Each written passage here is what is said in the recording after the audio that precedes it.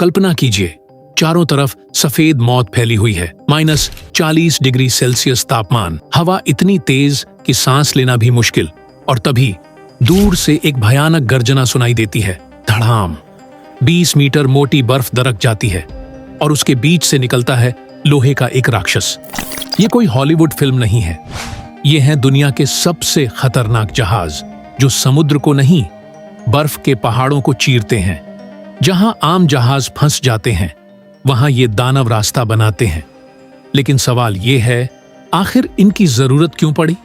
क्या सिर्फ रिसर्च के लिए, या फिर इसके पीछे छुपा है तेल, गैस और सत्ता का खेल? आज हम जानेंगे उन जहाजों के बारे में जो बर्फीले नरक में भी राज करते हैं। और यकीन मानिए, आखिर तक देखते रहिए, क्योंकि आखिरी जहाज देखकर आप खुद कहेंगे, ये जहाज है या चलता फिरता किला।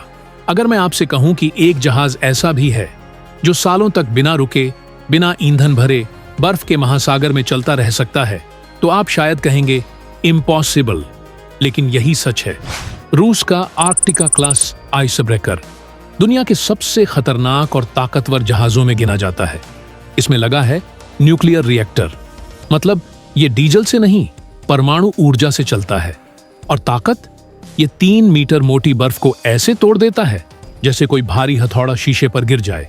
सोचिए, जहां आम जहाज फंसकर SOS भेजते हैं, वहां आर्कटिक रास्ता बनाता है दूसरे जहाजों के लिए लाइफलाइन बनकर। लेकिन असली खेल यहां शुरू होता है। आर्कटिक के नीचे छुपा है अरबों डॉलर का तेल और गैस, और जो देश वहां रास्ता बना सकता है, वही भविष्य की ऊर्जा पर कब्जा कर सकता है। तो सवाल यह है, क्या यह सिर्फ एक जहाज है या फिर बर्फीले समुद्र में चलता हुआ पावर का प्रतीक? और अगर ये आपको ताकतवर लगा, तो अगला जहाज आपको चौंका देगा, क्योंकि वो ताकत से नहीं, दिमाग से बर्फ तोड़ता है। अब सोचिए, अगर ताकत से नहीं बल्कि दिमाग से बर्फ तोड़ी जाए तो? यही एंट्री होती है जर्मनी के research ice breaker polar stern की। ये जहाज किसी युद्धपोत जैसा नहीं दिखता, लेकिन इसका एक्स-बो डिजाइन कमाल का है। ये सीधे टक्कर मारकर बर्फ नहीं तोड़ता, बल्कि उस पर चढ़कर अपने वजन से उसे क्रश करता है। कम झटके, ज्यादा कंट्रोल और खतरनाक बर्फीले तूफानों में भी स्थिरता। पोलर स्टर्न महीनों तक आर्कटिक में जानबूझकर फंसा रहता है। हाँ, आपने सही सुना, फंसा रहता है। वैज्ञानिक यहां रहते हैं, -50 डिग्री सेल्सियस तापमान में रिसर्च करते हैं। समझते हैं कि ग्लोबल वार्मिंग भविष्य में क्या तूफान ला सकती है। लेकिन जरा सोचिए, अगर बर्फ टूट जाए या जहाज ड्रिफ्ट होकर खतरनाक इलाके में पहुंच जाए। यह सिर्फ साइंस मिशन नहीं, ये एक रिस्क है, एक चुनौती है।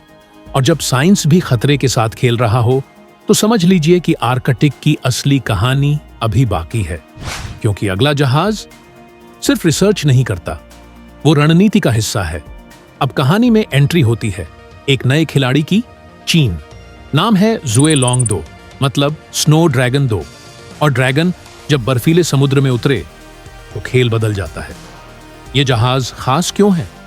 क्योंकि ये आगे से भी बर्फ तोड़ सकता है और पीछे से भी। हाँ, अगर रास्ता बंद हो गया तो ये रिवर्स में भी बर्फ चीर सकता है। सोचिए, आर्कटिक के बीच तूफान आ जाए, बर्फ की दीवार सामने खड़ी हो जाए, तो बाकी जहाज फंस जाएंगे। लेकिन ज़ुएलोंग 2 वो पलटकर भी रास्ता बना लेता है। अब सवाल, क्या ये सिर्फ रिसर्च के लिए है या फिर चीन भी आर्कटिक की रेस में शामिल हो चुका है?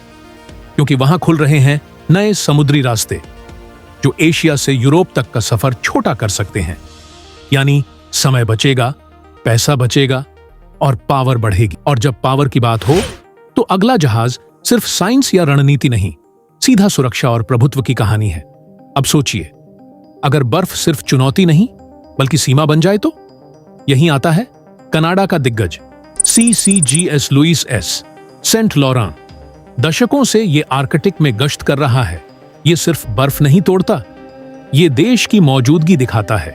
क्योंकि जैसे जैसे ग्लोबल वार्मिंग बढ़ रही है, वैसे वैसे नए समुद्री रास्ते खुल रहे हैं।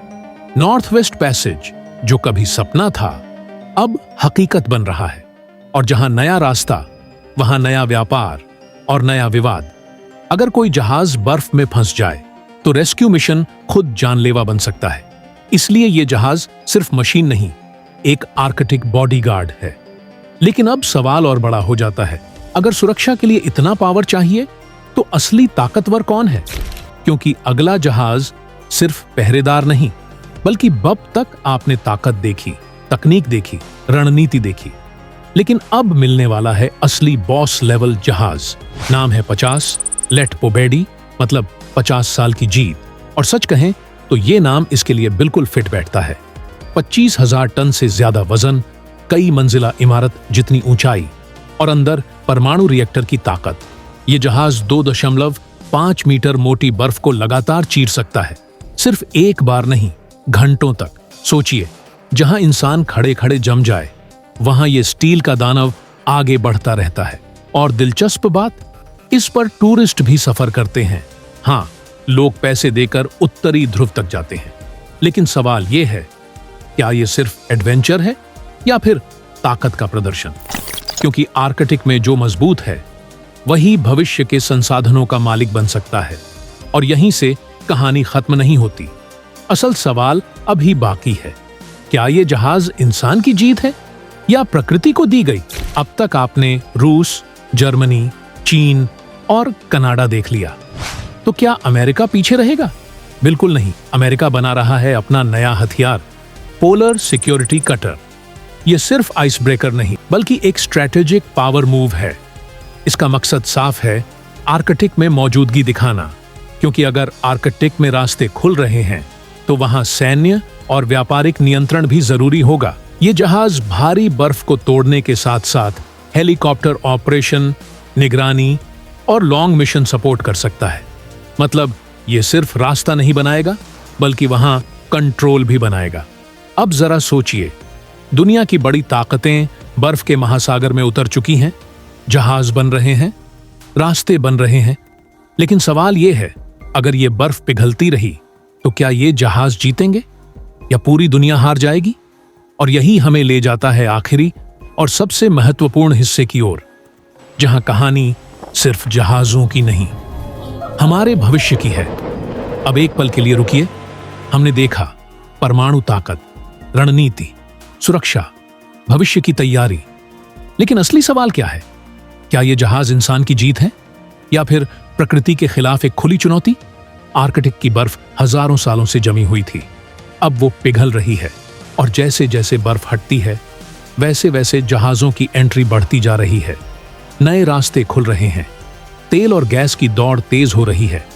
दुनिया की महाशक्तियां वहां अपनी मौजूदगी दिखा रही हैं। लेकिन जरा सोचिए, अगर बर्फ पूरी तरह पिघल गई तो ये जहाज किसे चीरेंगे? शायद ये राक्षस इंसान की ताकत का प्रतीक है, लेकिन साथ ही एक चेतावनी भी। क्योंकि प्रकृति को हराने की कोशिश में कहीं हम खुद ही ना हार जाएं। तो अगली बार जब आप किसी आइस ब्रेकर की तस्वीर देखें, तो सिर्फ उसकी ताकत मत देखिए, उसके पीछे छुपी कहानी को समझिए। ये जहाज सिर्फ बर्फ नहीं तोड़ते, ये भविष्य का रास्ता तय कर रहे हैं। तो दोस्तों, आज हमने देखा बर्फ को चीरने वाले वो राक्षस जो -50 डिग्री सेल्सियस में भी रुकते नहीं। परमाणु ताकत, रणनीतिक खेल, ऊर्जा की भूख और भविष्य की दौड़। लेकिन असली सवाल अब आपके लिए है, अगर आर्कटिक की बर्फ पूरी तरह पिघल गई, तो क्या ये जहाज जीत की निशानी होंगे या हमारी लालच की कहानी? कमेंट में जरूर बताइए, क्या ये तकनीक इंसान की सबसे बड़ी उपलब्धि है या आने वाले संकट की शुरुआत?